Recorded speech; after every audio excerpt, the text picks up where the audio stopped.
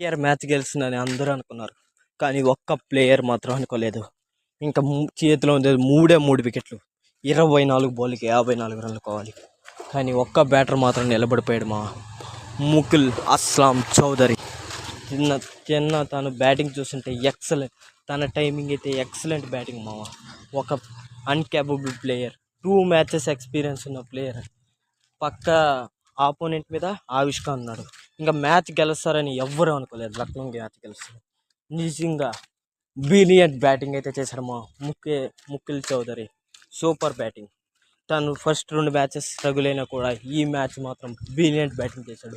లక్నోని ఒంటి చేత్తో గెలిపించాడని చెప్పుకోవచ్చు.